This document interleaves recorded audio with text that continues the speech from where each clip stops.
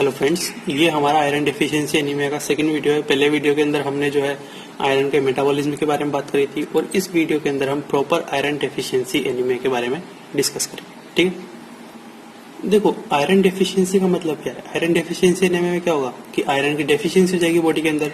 अब ये जो आयरन की डेफिशिएंसी है, हमने इस आयरन की डेफिशिएंसी को 3 स्टेज के अंदर डिवाइड कर रखा है। ठीक है, 3 स्टेज के अंदर कैसे, फर्स्ट, सेकंड और थर्ड। देखो जो फर्स्ट स्टेज होती है आयरन डेफिशिएंसी की हमारी बॉडी के अंदर, उसको हम बोलते हैं नेगेटिव आयरन बैलेंस। इसमें होता क्या है, इसमें ऐसा होता है कि जो जीआईटी से आपको जो है आयरन मिल नहीं पा रहा। जब जीआईटी से आपको आयरन मिल नहीं पा रहा तो उससे क्या होगा कि जो आपका स्टोरेज फॉर्म है आयरन की, जैसे कि हम बोलते हैं फेरेटिन, उस फेरेटिन का क्या होगा, वो काम आने लगेगा। जब फेरेटिन काम आने लगेगा तो फेरेटिन का लेवल क्या हो जाएगा, कम हो जाएगा। तो पहले स्टेज में क्या हुआ, फेरेटिन का लेवल कम होने लग गया। दूसरे स्टेज में क्या होता है, अगर मान लो ये डेफिशिएंसी बनी रही, जीआईटी से मिल नहीं रहा है कंटिन्यू, तो उससे क्या होगा, सेकंड स्टेज पैदा होगी और सेकंड स्टेज को हम बोलते हैं आयरन डेफिशिएंट एरिथ्रोपोएसिस। ठीक है, इसमें क्या होगा कि जो फेरेटिन है, फेरेटिन तो क्या हो रहा है, काम आ रहा है। अब क्या होगा कि जो सीरम के अंदर प्रेजेंट आयरन है, वो आयरन भी क्या होगा, धीरे धीरे काम आने लग जाएगा। इस वजह से क्या होगा कि साथ में क्या है, सीरम आयरन की जो लेवल है वो भी क्या होने लग जाएगा, कम होने लग जाएगा। अब आपको पता है कि जीआईटी से आयरन मिल नहीं रहा तो क्या होगा कि जो ट्रांसफेरिन है उस पर क्या होगा, आयरन अटैच नहीं हो पाएगा, मतलब वो सेचुरेट नहीं हो पाएगा। और सेचुरेट नहीं हो पाएगा तो हम बोलते हैं कि जो परसेंटेज ट्रांसफेरिन सेचुरेशन है वो भी क्या हो जाएगी, उसकी वैल्यू भी डिक्रीज हो जाएगी। ठीक है, बट इसके अंदर एक चीज मैंने आपको बताया था थोड़ी देर पहले वीडियो के अंदर कि फेरेटिन का और जो टोटल जो ट्रांसफेरेटिन होता है उसका क्या होता है, इनवर्सली प्रोपोर्शनल चलता है। ठीक है, सिंपल सी बात है कि जब फेरेटिन का लेवल कम होगा, ठीक है, फेरेटिन का लेवल कम होगा तो क्या करेगी बॉडी, ट्रांसफेरिन को बढ़ा देगी। जब ट्रांसफेरिन को बढ़ा देगी तो उससे क्या होगा कि जो टोटल आयरन बाइंडिंग कैपेसिटी है, ये किसके लिए डिफाइन करते हैं हम, ट्रांसफेरिन के लिए। ठीक है, तो ये क्या होगा, उसका लेवल बढ़ जाएगा तो क्या होगा, ये जो टोटल आयरन बाइंडिंग कैपेसिटी है ये भी क्या हो जाएगी, बढ़ जाएगी। Clear guys. अब देखिए तीसरी स्टेज की हम बात करते हैं, वो है आयरन डेफिशिएंसी एनीमिया। भाई अगर मान लो आयरन की कमी जो है लगातार बनी रही तो ये सारे काम तो हो रहे हैं, और फिर लास्ट का जो तीसरा स्टेज है वो होता है कौन सा, हमारे पास आयरन डेफिशिएंसी एनीमिया। ठीक है, एक चीज ध्यान रखना, आयरन डेफिशिएंसी एनीमिया के अंदर और इन तीनों के अंदर, मतलब ये तीनों स्टेजों में क्या अंतर है। देखो इन दोनों स्टेज को हम एनीमिया के अंदर काउंट क्यों नहीं करते, इसलिए काउंट नहीं करते क्योंकि जो आरबीसी है उस आरबीसी की मॉर्फोलॉजी पर इन दोनों स्टेज में कोई भी इफेक्ट नहीं आता। ठीक है, इसलिए हम इसको काउंट नहीं करते। पर अगर हम इस थर्ड स्टेज की बात करते हैं तो इसके अंदर क्या होता है कि जो आरबीसी है उसकी मॉर्फोलॉजी जो है वो क्या होती है, अफेक्ट हो जाती है। ठीक है, उसमें चेंजेस आ जाते हैं, इस वजह से हम इसको बोलते हैं एनीमिया। Clear guys. तो इन दोनों स्टेज में क्या होगा, अगर मैं इन दोनों स्टेज की बात करता हूं तो आरबीसी मॉर्फोलॉजी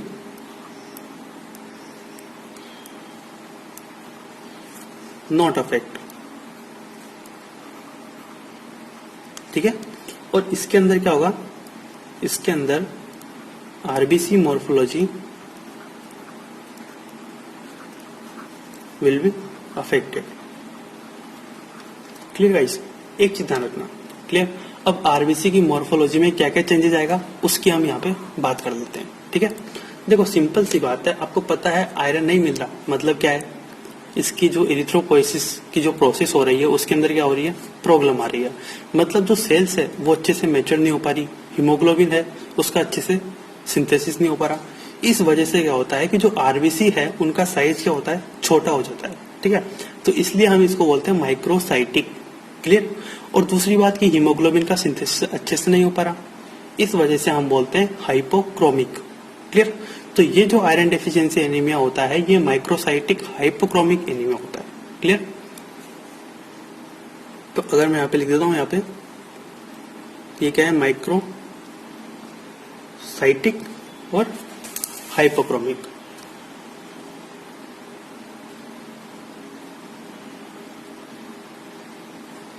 ठीक है गाइस।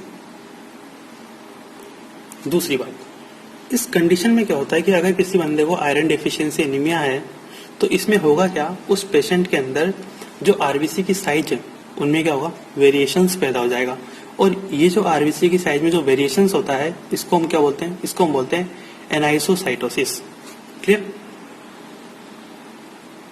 एनाइसोसाइटोसिस, ठीक है। एनाइसोसाइटोसिस मतलब ये प्रेजेंट होगा पेशेंट के अंदर, variation in size. Clear guys? Suppose that मान लो आरबीसी क्या है, आरबीसी इस साइज की है, ठीक है। तो अगर ये आयरन डेफिशिएंसी एनीमिया है तो किसी में बड़ी हो जाएगी, ठीक है, ऐसे कुछ भी हो सकता है, ठीक है। मतलब क्या होगा, साइज में चेंजेस आ जाएगा। Clear guys? दूसरी बात, इसमें क्या होता है कि इसमें साइज में चेंजेस आया आरबीसी की साइज में, साथ में क्या होता है, शेप में भी चेंजेस आता है। क्लियर? तो उसको हम बोलते हैं पोइकिलोसाइटोसिस, मतलब वेरिएशन इन शेप। आपको पता है आरबीसी जो होती है वो क्या होती है, बाइकनकेव शेप की होती है, ठीक है। तो मान लो आरबीसी क्या है, नॉर्मली तो इस शेप की है, सॉरी ये थोड़ा, ठीक है, बाइकनकेव शेप। तो जो आरबीसी हो जाएगी इस कंडीशन में वो कौन कौन सी हो जाएगी, कुछ भी शेप की हो सकती है, शेप चेंज हो गया, ठीक है, ऐसे हो गया, कुछ भी हो गया। बट आपको एक चीज ध्यान रखनी है, इस पेशेंट के अंदर जो ब्लड होता है उसमें कुछ सेल्स जो आरबीसी होती है वो क्या होती है, पेंसिल के टाइप की हो जाती है, ठीक है, ऐसे पेंसिल टाइप की बन जाती है। तो इनको हम क्या बोलते हैं, इनको हम बोलते हैं pencil cell. Clear? Shape change करके कौन सी शेप की हो जाती है, पेंसिल टाइप की हो जाती है, तो इसको बोलते हैं पेंसिल सेल। तो ये ध्यान रखना, इसका एक खास फीचर है पेंसिल सेल। Clear guys? दूसरी बात, और कुछ सेल्स के अंदर क्या होता है कि जो हीमोग्लोबिन होता है, भाई सिंपल सी बात है, आपको पता होगा कि आरबीसी में क्या होता है कि जो सेंट्रल पार्ट होता है वो क्या होता है, पेलर होता है, ठीक है। बट इस कंडीशन में क्या होता है कि कुछ सेल्स ऐसी होती है आरबीसी, कुछ आरबीसी ऐसी होती है जिनके अंदर क्या होता है कि जो हीमोग्लोबिन होता है वो सेंटर में आके प्रेसिपिटेट हो जाता है, और सेंटर में आके अगर प्रेसिपिटेट हो जाता है तो उसको हम बोलते हैं टारगेट सेल। क्लियर? तो ऐसे बंदे में क्या होगा, टारगेट सेल प्रेजेंट होगी। ये क्या हो गया, ये हो गया आपके पास हीमोग्लोबिन, और ये क्या हो गई आपकी आरबीसी, ठीक है। तो इसको हम क्या बोलते हैं, टारगेट सेल, ये भी प्रेजेंट होगा। क्लियर? यहां तक क्लियर है? तो एक चीज ध्यान रखना, मैंने क्या बताया, माइक्रोसाइटिक हाइपोक्रोमिक एनीमिया। देखो ये कई सारी कंडीशंस में होता है माइक्रोसाइटिक हाइपोक्रोमिक एनीमिया, ठीक है। बट अगर मैं बात करूं कि मोस्ट कॉमन कोज क्या है माइक्रोसाइटिक एनीमिया का, तो माइक्रोसाइटिक एनीमिया का मोस्ट कॉमन कोज जो है वो कौन सा है, आयरन डेफिशिएंसी एनीमिया। तो मैं यहाँ पे लिख देता हूं कि it is the most common cause, most common, ठीक है, cause of microcytic anaemia. Clear guys? ठीक है।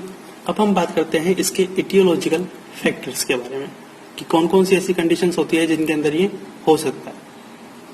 तो देखिए कौन कौन सी कंडीशन में ये जो पैदा हो सकता है, तो सिंपल सी बात है, अगर सपोज दैट आयरन का इंटेक कम होने लग जाए तो उस कंडीशन में ये हो सकती है, आयरन डेफिशिएंसी एनीमिया की कंडीशन पैदा हो सकती है, ठीक है। तो लेस इंटेक ऑफ आयरन। दूसरी बात, अगर सपोज दैट कि आयरन का एब्जॉर्प्शन कम होने लग जाए तो भी ये कंडीशन पैदा हो सकती है, ठीक है। तो लेस एब्जॉर्प्शन ऑफ आयरन, ठीक है। ये कौन कौन सी कंडीशन में हो सकता है, ये जो है आप बोल सकते हो कि अगर मान लो मेल एब्जॉर्प्शन है उस कंडीशन में हो सकता है, या अगर किसी पेशेंट को डायरिया की कंडीशन लगातार बनी हुई है तो उसके अंदर भी क्या हो सकता है, ये हो सकता है, ठीक है गाइस। दूसरी बात, ये जो लेस आयरन एब्जॉर्प्शन होता है इसको हम एक नाम देते हैं इस डिजीज को, इसको बोलते हैं सीलिएक स्प्रू, ठीक है। क्या बोलते हैं, सीलिएक स्प्रू। आपको ये नाम ध्यान रखना क्योंकि ये एमसीक्यू के अंदर पूछते हैं, सीलिएक स्प्रू। क्लियर गाइस, ये ध्यान रखना। दूसरी बात, आयरन की डेफिशिएंसी तब भी हो सकती है जब मान लो आयरन का जो है रिक्वायरमेंट बढ़ जाए, ठीक है।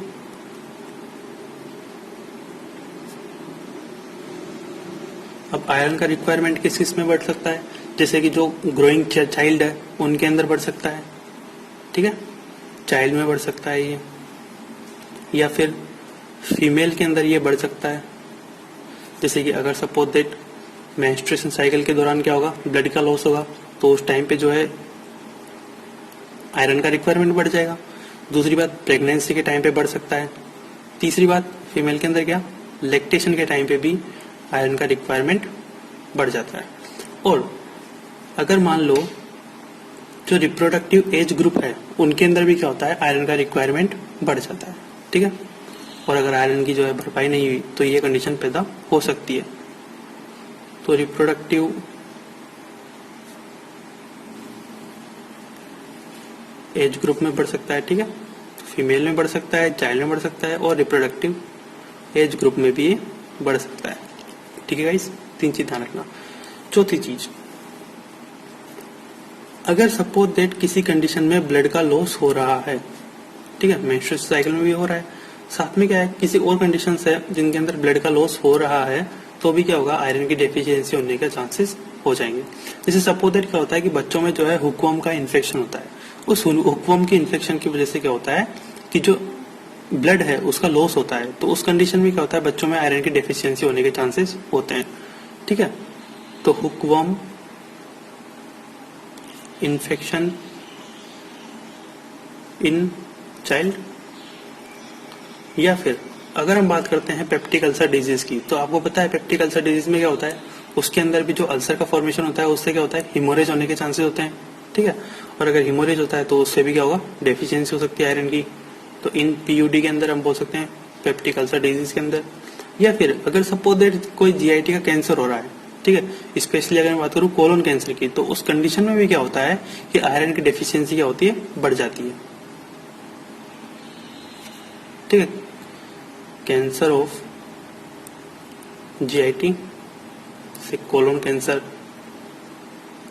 ठीक है गाइस। दूसरी बात, एक चीज ध्यान रखना कि जो फीमेल होती है, फीमेल के अंदर क्या होता है कि आयरन की डेफिशिएंसी होने के चांसेस ज्यादा होते हैं एज कम्पेयर टू मेल, क्योंकि मैंने अभी थोड़ी देर पहले बताया है आपको, ठीक है। तो फीमेल में क्या होती है, ज्यादा चांसेस होते हैं एज कम्पेयर टू मेल के। या फिर अगर सपोज कोई एक्सीडेंट है या कोई ट्रॉमा की कंडीशन है, तो उसके अंदर भी क्या होगी, आयरन की डेफिशिएंसी होने के चांसेस होते हैं, क्लियर। क्योंकि ब्लड का लॉस हो रहा है, टोटल मिलाकर आपको ये देखना है कि देखो ब्लड का लॉस हो रहा है या ये रिक्वायरमेंट बढ़ रही है या फिर इंटेक कम हो रहा है, तो उन कंडीशंस के अंदर क्या होता है कि आयरन डेफिशिएंसी एनीमिया के चांसेस बढ़ जाते हैं, ठीक है गाइस। तो ये आपके इटियोलॉजिकल फैक्टर हो गए, ठीक है। अब हम बात करते हैं कि जिसके अंदर आयरन डेफिशिएंसी एनीमिया होगी उसके क्या क्लिनिकल फीचर्स होंगे, उनकी हम बात करते हैं, ठीक है।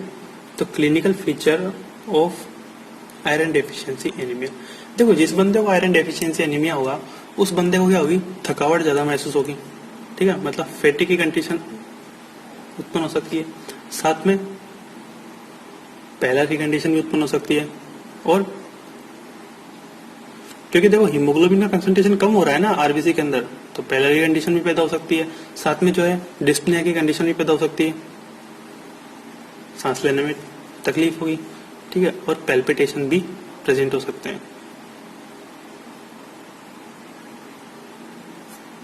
ठीक है। ये कंडीशंस जो है पेशेंट के अंदर पैदा हो सकती है। इसके अलावा क्या क्या हो सकता है, इसके अलावा एलोपेशिया के चांसेस होते हैं और ग्लोसाइटिस के चांसेस भी रहते हैं, ठीक है। और एक कंडीशन भी हो सकती है, वो होता है पीका। देखो पीका क्या होता है, तो पीका क्या होता है कि कोई एक ऐसा पर्सन या चाइल्ड जब कोई ऐसी चीजें खाता है जो खाने लायक नहीं है, ठीक है, तो उस कंडीशन को हम बोलते हैं पीका। जैसे आपने छोटे बच्चों में देखा होगा कि वो मिट्टी खाते हैं, ठीक है, तो उसके लिए हम क्या टर्म करेंगे, पीका। तो पीका क्या होता है कि पर्सन और child is going to be having intake of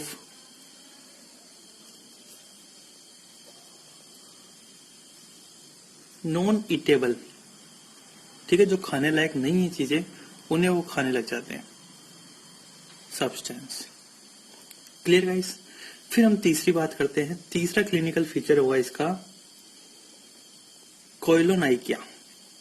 कोइलोनाइकिया क्या होता है कि जो ये आयरन डेफिशिएंसी जो पेशेंट होते हैं उनके अंदर क्या होते हैं कि जो नेल्स होते हैं वो क्या होते हैं, वो स्पून शेप हो जाते हैं, ठीक है, इसे हम बोलते हैं काइलोनाइकिया।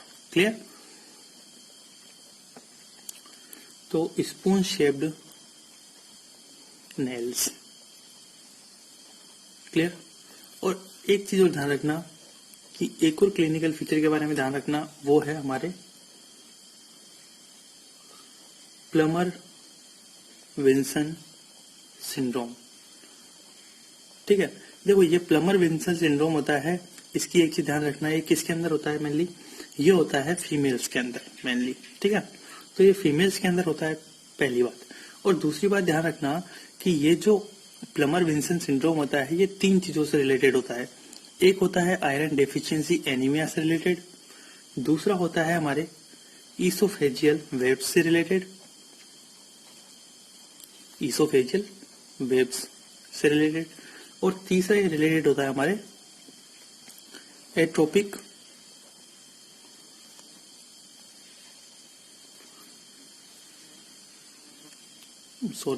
थोड़ा मच्छर आ रहा है, एट्रोपिक ग्लोसाइटिस से रिलेटेड। ठीक है गाइस, तो ये हमारे इसके आयरन डेफिशिएंसी एनीमिया के क्लिनिकल फीचर है। अब हम इसके डायग्नोसिस की बात करते हैं कि आयरन डेफिशिएंसी एनीमिया को कैसे डायग्नोस किया जाता है। तो ध्यान रखना वो कैसे डायग्नोस करते हैं।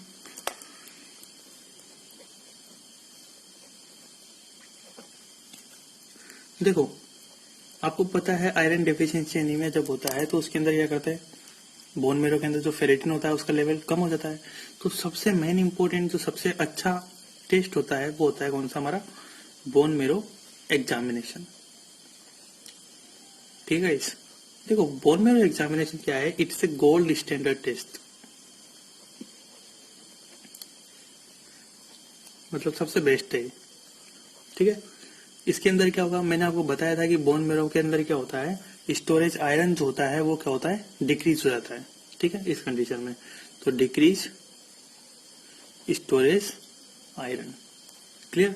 दूसरी बात, अब आपको पता है बोन मेरो जो होता है उसके अंदर क्या होता है, एरिथ्रोपोइसिस की कंडीशन चालू रहती है। ठीक है, तो उस टाइम पे क्या होता है कि एरिथ्रोपोइसिस में कई सारी सेल्स आती है, आपने पढ़ा होगा नॉर्मोब्लास्ट होता है। ठीक है, तो नॉर्मोब्लास्ट जो होता है उसका साइज क्या होता है, छोटा हो जाता है। मैंने आपको बताया था ना, माइक्रोसाइटिक कंडीशन है एनीमिया की। ठीक है, तो आपको पता होना चाहिए कि बोन मेरो के अंदर क्या प्रेजेंट होगा, जो माइक्रो नॉर्मोब्लास्ट है वो क्या होंगे, प्रेजेंट होंगे। Clear guys? और एक क्या होगा कि बोन मेरो में जो फेरेटिन का लेवल है वो क्या हो जाएगा, कम हो जाएगा। क्लियर? ये होता है हमारे बोन मेरो एग्जामिनेशन के बारे में। दूसरा अगर मैं बात करूं तो दूसरा हम डायग्नोस करा सकते हैं, आप ब्लड को लेकर डायग्नोसिस कर सकते हो।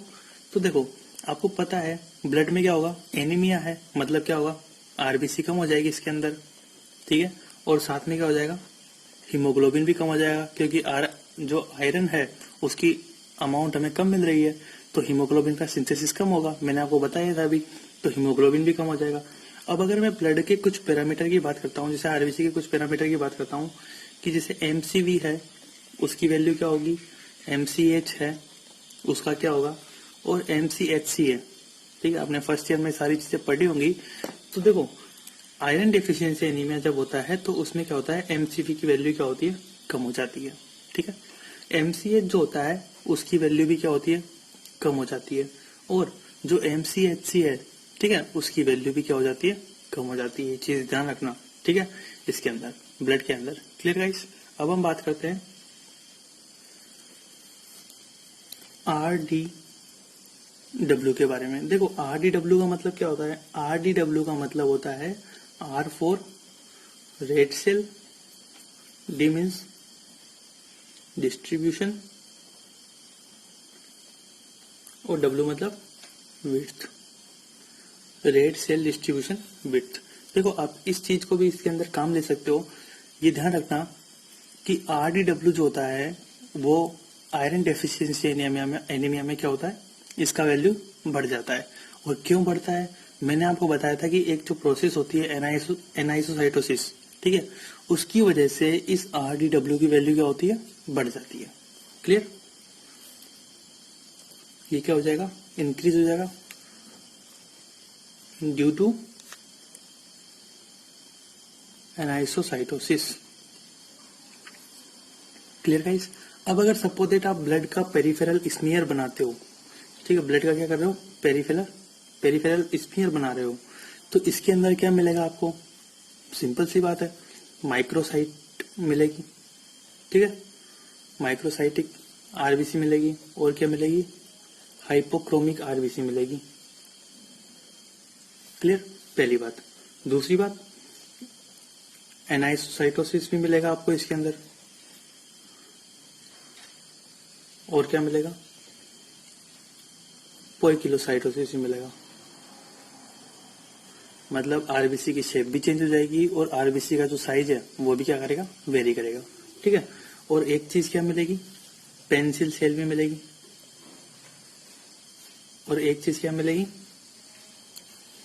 टारगेट सेल भी मिलेगी इसके पेरिफेरल स्मीयर में, ठीक है। तो आपको ये चीजें इसके अंदर ध्यान रखना है कि पेरिफेरल स्मीयर में हमें क्या क्या फाइंडिंग मिलती है। अब अगर मैं इसके अंदर आयरन डेफिशिएंसी एनीमिया के पेशेंट की बात करता हूं, तो उसके अंदर जो आयरन का प्रोफाइल है, मतलब आयरन प्रोफाइल की हम बात करते हैं, आयरन से रिलेटेड जो पैरामीटर है उसकी बात करते हैं कि उनका क्या होगा, ठीक है। देखो इसमें क्या होता है, जो सीरम फेरेटिन है, इनमें क्या है, 3 चीजें कम होगी और लास्ट की जो चीज है वो क्या होगी, बढ़ेगी। मैं बताऊंगा आपको कैसे। सीरम फेरेटिन है, ठीक है, percentage transferrin, saturation, serum iron, ठीक है, और एक लास्ट कौन सा है, टोटल आयरन बाइंडिंग कैपेसिटी। देखो सिंपल सी बात है, फेरेटिन का लेवल तो कम ही होना है, ठीक है, क्योंकि स्टोरेज आयरन कम आ रहा है। दूसरी बात, जो ट्रांसफेरिंग सेचुरेशन है वो भी कम होना है, क्योंकि जो है जीआईटी से उसको मिल ही नहीं रहा आयरन। क्लियर। तीसरी बात, सीरम का आयरन भी कम हो रहा है, ठीक है, क्योंकि काम आ रहा है, जो स्टोरेज आयरन है जो ब्लड में है वो तो काम आ रहा है, बाहर से मिल नहीं रहा, तभी तो आयरन की डेफिशिएंसी हो रही है। बट जो टोटल आयरन बाइंडिंग कैपेसिटी है उसकी वैल्यू क्या हो रही है, बढ़ती है इसके अंदर, ठीक है। तो ये चीज आपको जो है ध्यान रखना है। अगर आपसे पूछता है, एक क्वेश्चन पूछता है कि what is the earliest parameter which is going to be affected in iron deficiency anaemia, तो उसको क्या बोलोगे आप, मतलब जो सबसे पहले अफेक्ट होता है जो पैरामीटर, वो कौन सा है, सीरम फेरेटिन, ठीक है, आयरन डेफिशिएंसी एनीमिया के अंदर। तो अर्लीस्ट, ये आपको एमसीक्यूज में पूछता है बहुत बार, earliest parameter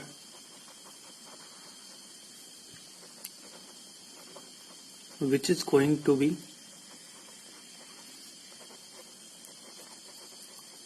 affected in iron deficiency anemia। Clear guys. एक चीज और होती है जिसको लेके आप डायग्नोसिस कर सकते हो, वो होता है आपके FEP। FEP मतलब फ्री इरिथ्रोसाइट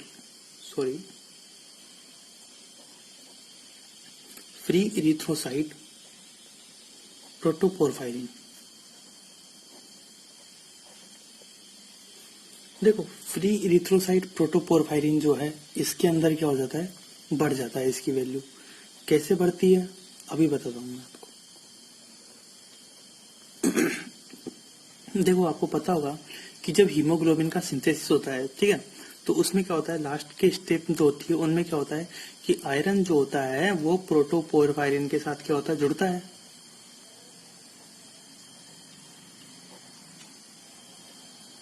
आयरन क्या होता है, प्रोटोपोरफायरिन के साथ जुड़ता है और किसका सिंथेसिस करता है, हिम का सिंथेसिस करता है। Clear guys. अब देखो इसमें होता क्या है, सपोज दैट अगर आयरन के 100 मॉलिक्यूल हैं, एक मॉलिक्यूल एक के साथ रिएक्ट करता है, अब आयरन के 100 मॉलिक्यूल है, तो प्रोटोपोरफायरिन के भी 100 मॉलिक्यूल होंगे और ये 100 मॉलिक्यूल इसके साथ रिएक्ट करेंगे और क्या करेंगे 100 मॉलिक्यूल हिम के बना लेंगे। बट अगर suppose that iron deficiency anaemia में क्या हो रहा है, आयरन की कमी हो रही है, तो अगर इसके मान लो हमें 100 मॉलिक्यूल मिल नहीं रहे, कितने मिल रहे हैं, ओनली 50 ही मिल रहे हैं, तो प्रोटोपोरफायरिन तो 50 के साथ ही रिएक्ट करेगा और कितना बनाएगा, 50 बनाएगा। अब इसका 50 तो बच गया ना प्रोटोपोरफायरिन का, ठीक है, तो इसका जो लेवल है वो क्या होता है, ब्लड में बढ़ जाता है, ठीक है। तो इसलिए मैं बोल रहा हूँ कि फ्री इरिथ्रोसाइट जो प्रोटोपोरफायरिन है वो क्या हो जाता है, इंक्रीज हो जाता है किसके अंदर, आयरन डेफिशिएंसी एनीमिया के अंदर। क्लियर गाइस, तो ये चीज आपको ध्यान रखनी है, ठीक है। अब देखो इसके लिए दो बहुत ही इंपॉर्टेंट डायग्नोसिस आते हैं, ठीक है, जिनको हम यूज लेते हैं। दो पैरामीटर्स होते हैं जिनको हम यूज लेते हैं, वो क्या क्या होते हैं, उनको मैं डिफरेंशियल डायग्नोसिस के लिए लिख देता हूँ यहाँ पे, डिफरेंशियल डायग्नोसिस, ठीक है, वही डायग्नोसिस चल रहा है ये। देखो एक होता है, अगर आपसे बोले कि आप आयरन डेफिशिएंसी एनीमिया और थैलेसेमिया ट्रेट, इन दोनों के अंदर डिफरेंस कैसे करोगे, तो सबसे बेस्ट है, जैसे ये आयरन डेफिशिएंसी एनीमिया है और ये क्या है, थैलेसेमिया ट्रेट।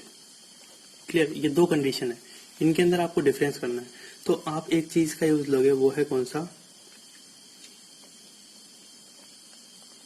मेंटजेर इंडेक्स।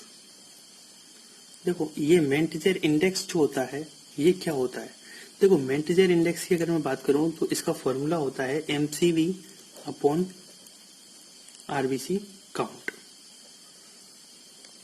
ठीक है, MCV अपॉन RBC काउंट। ये चीज आपको ध्यान रखना है कि आयरन डेफिशिएंसी एनीमिया जो होता है इसके अंदर इस मेंटजेर इंडेक्स की जो वैल्यू होती है वो कितने से ज्यादा होती है, 13 से ज्यादा हो जाती है। क्लियर, और थैलेसेमिया ट्रेट जो होता है इसके अंदर इसकी जो वैल्यू है वो 13 से कम रह जाती है, ठीक है। ये चीज आपको नॉर्मल में देखना, आपको MCQ के लिए इंपॉर्टेंट रहेगा, ठीक है। तो 13 से कम हो जाएगी। देखो आयरन के अंदर आई आ रहा है, ठीक है, आई, और 13 से क्या हो जाएगा, ज्यादा हो जाएगा, आई मतलब इंक्रीज, तो ये इंक्रीज हो जाएगा, ठीक है। और थैलेसेमिया के अंदर क्या है, 13 से कम हो जाएगा, ठीक है। ये बहुत इंपॉर्टेंट इंडेक्स है, इसका आप ध्यान रखना, ठीक है।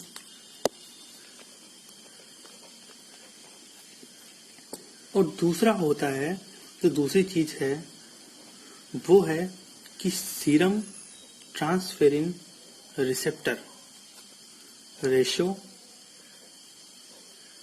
लोग ferritin, serum transferrin receptor divide by लोग फेरेटिन, इसकी जो वैल्यू है उसकी बात हम करते हैं। तो आयरन डेफिशिएंसी के केस में अगर मैं बात करता हूं तो आयरन डेफिशिएंसी के केस में कितनी होती है इसकी वैल्यू, इसकी वैल्यू 1.5 से क्या होती है, ज्यादा होती है, ठीक है, इन आयरन डेफिशिएंसी एनीमिया।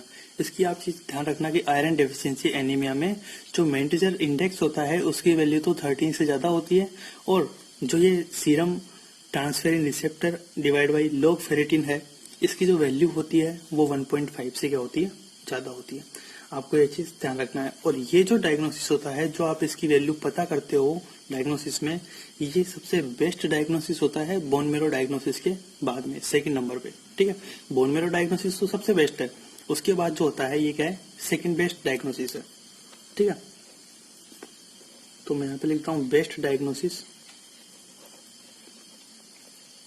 आफ्टर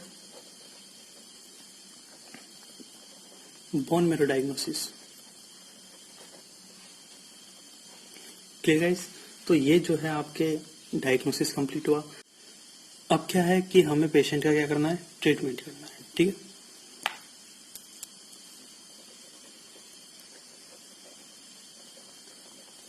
तो सबसे पहले देखें आप कि ट्रीटमेंट के अंदर एक चीज ध्यान रखना कि सबसे पहले हम उस कोज को मिटाते हैं जिसकी वजह से ये डेफिशिएंसी एनीमिया हो रहा है।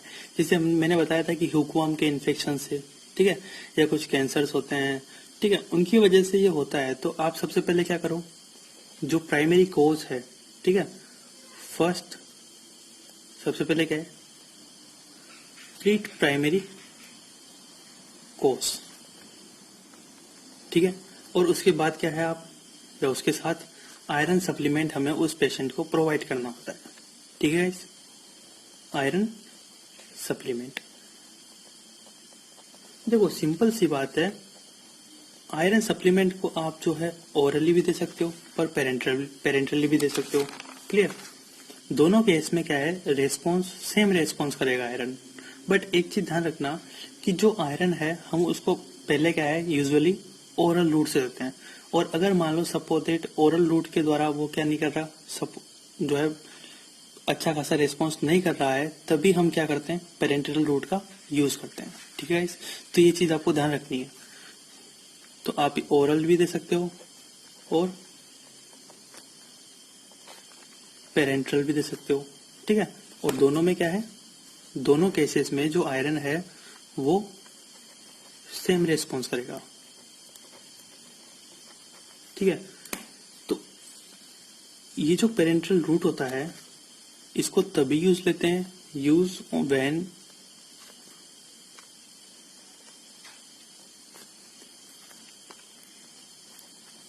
orally given iron is in intolerance। ठीक है,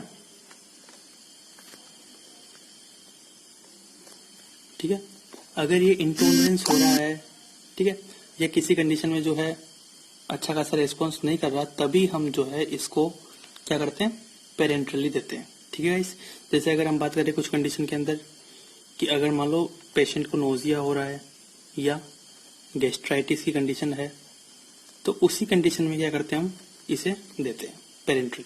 ठीक है गाइस, तो ये आपका कंप्लीट आयरन डेफिशिएंसी एनीमिया होता है। ठीक है guys, thank you guys watching for this video. अगर आपको ये वीडियो पसंद आया तो प्लीज आप इसको लाइक करें, कमेंट करें, और जितना हो सके उतना अपने फ्रेंड्स के साथ शेयर करें, और चैनल को सब्सक्राइब करना ना भूलें। ठीक है, थैंक यू।